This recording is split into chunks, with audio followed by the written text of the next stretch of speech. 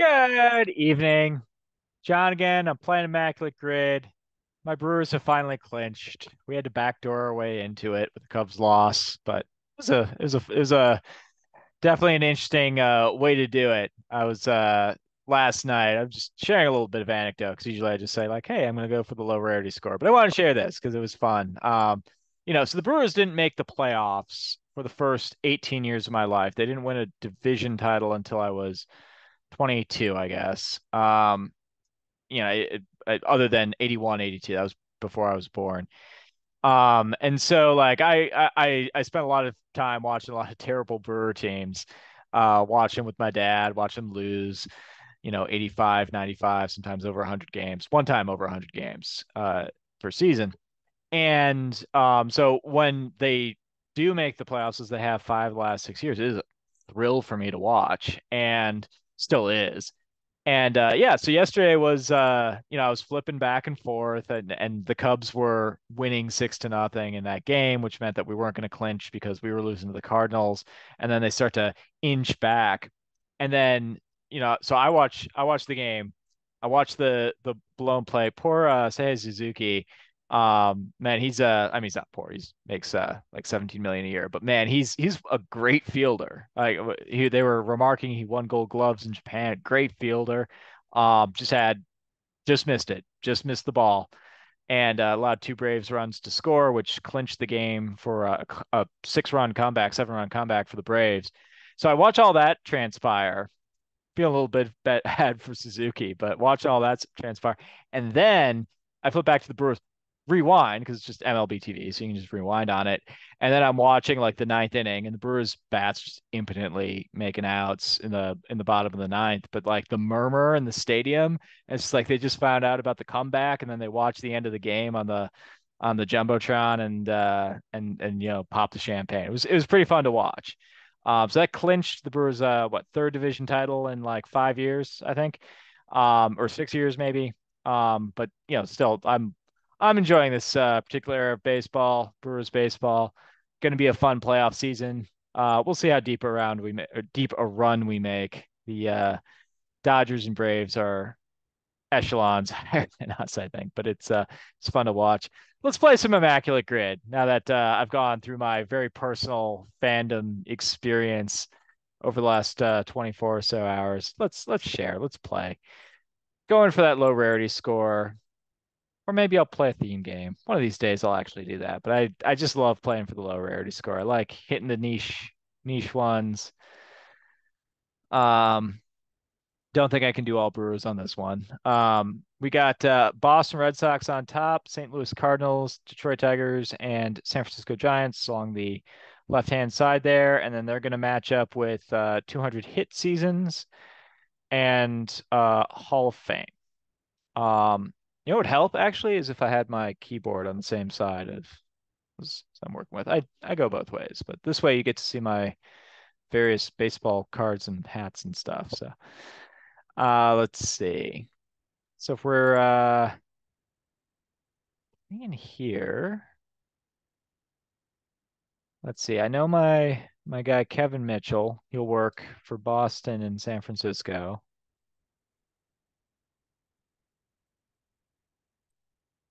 There we go. Gets 1%. Let's see. 200 hits in a season. Bill Terry will definitely work. I think I've got a pretty good one though. And I'm trying to think about how rare it would be. It's over 20 years ago. And this person wasn't known as a big hitter, but in 2001, which is kind of a relevant season in San Francisco Giants history, this individual hit directly in front of Barry Bonds. And so saw a lot of pitches to hit over 30 home runs and had over 200 hits. And that was Rich Aurelia. I think I will go with him. Let's see how rare that is, because I could go with like Bill Terry will definitely work. I think Hornsby would actually work for his 1 year with the Giants. I'm pretty sure he'll work. Um, but I kind of want to see how part of this is just discovery. I just want to see where my fellow fans are at with remembering Rich Aurelia. And they're really high on remembering Rich Aurelia. All right. All right. We had a so I'm not just going for the low rarity score, I guess. I'm sussing out other Brewer fans. Um, that's all right. We can keep going. I think yeah, Musial, Pujols, they'll both work here. Matt Carpenter will work. Willie McGee will work. Don't think Ozzie Smith works. Um, and Hornsby will certainly work. So a few options there. I want to say Placido Polanco had a 200 hit season in like '07. I think he might work here. Trying to decide if I want to take that risk or go with like someone safe like Harry Hillman or Ty Cobb. Ooh, Harvey Keene will work. Yeah, I'm pretty sure Harvey Keene will work. Right? Yeah.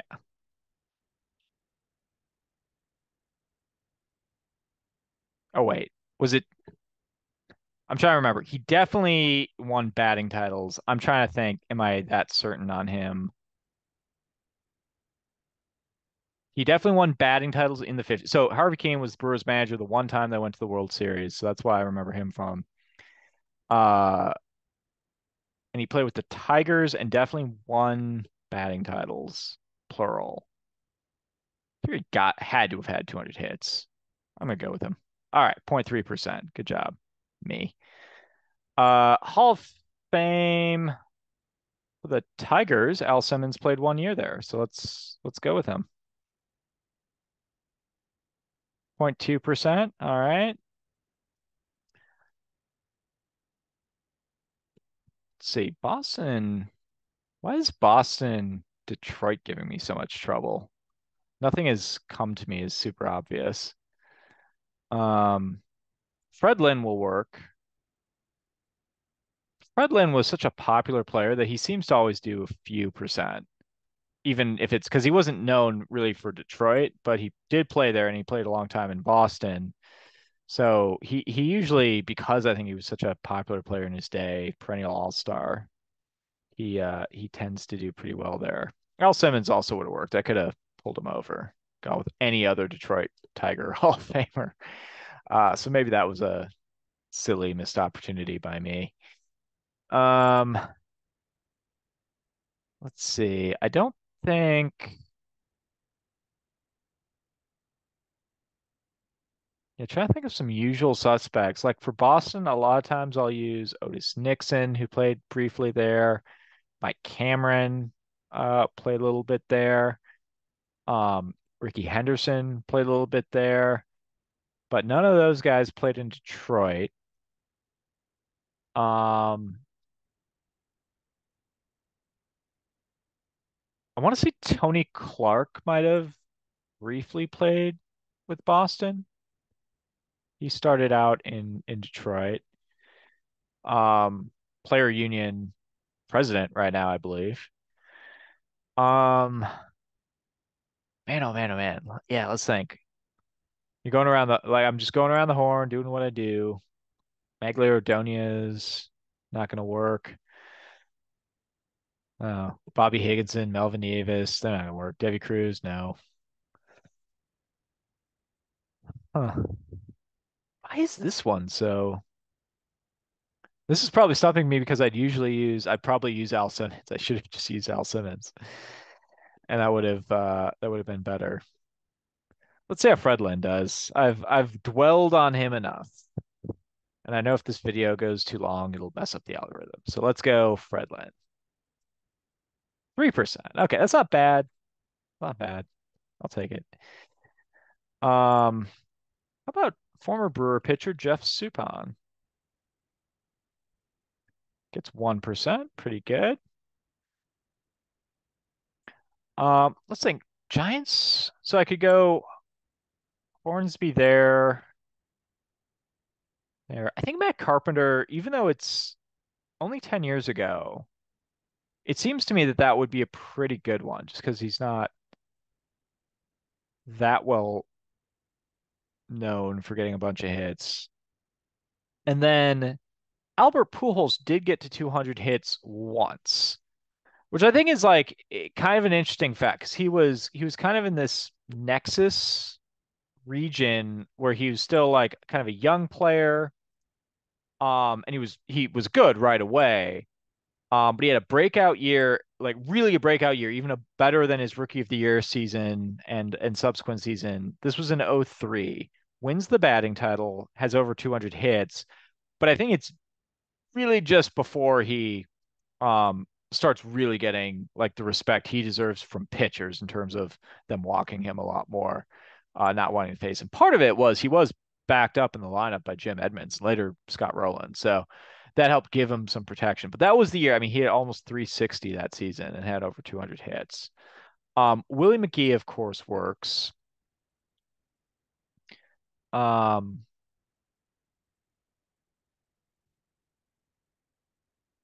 I want to say Keith Hernandez, I expect to work.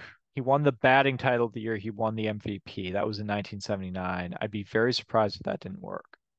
Joe Torre will work for his 1971.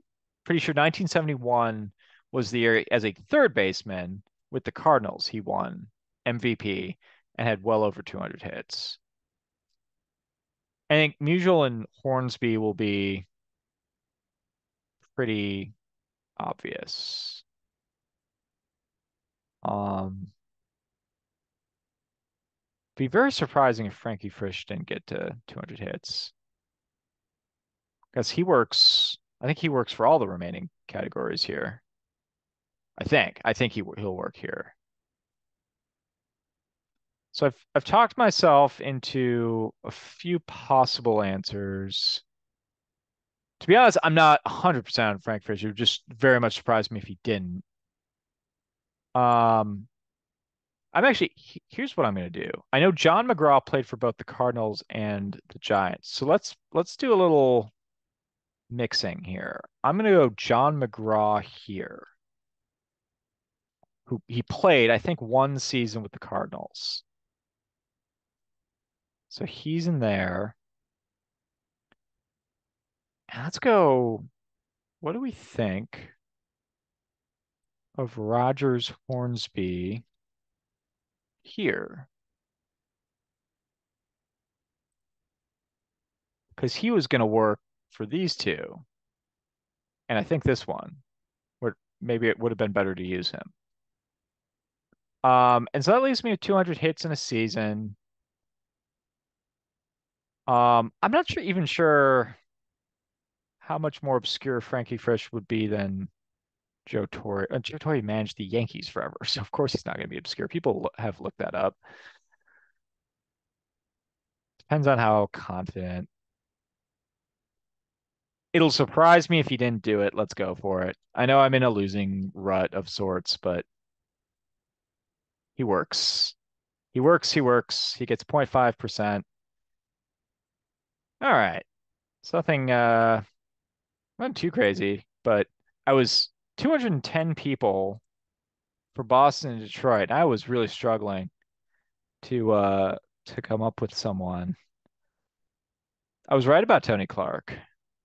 Not right enough. Johnny Damon, that's right. He played a year there. Probably would have been a pretty popular one. Not sure if he would have been more or less popular than Lynn. Probably more popular because it's more recent. Ooh, Alex Gonzalez. I talked one of them, the latter one. I did talk about him in the book and did not realize he played in Detroit. Todd Jones, yeah, he works for a lot of teams. Ian Kinsler, I probably should have gotten. George Kell, I don't feel as bad about not getting. I mean, I like to use him a lot. I didn't I didn't realize he played for Boston. Played for the Browns, the Tigers, and the Senators. Rick Porcello, should have mentioned him at least. Renneria, I should have mentioned. Matt Stairs, he works for so many teams. Rudy York. Didn't realize he played in Boston. All right. Well, I got a pretty good score, right? I got like 13. Was that it? Yeah. So not bad.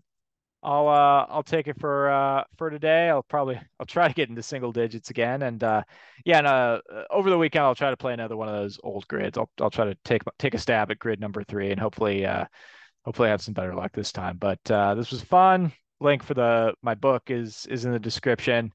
Um, and you all have a great rest of your night and a great rest of your baseball season. Hope you get to witness what you want to see, is all I can say, because I certainly did last night, in a Brewer loss of all things. So peace. See you tomorrow.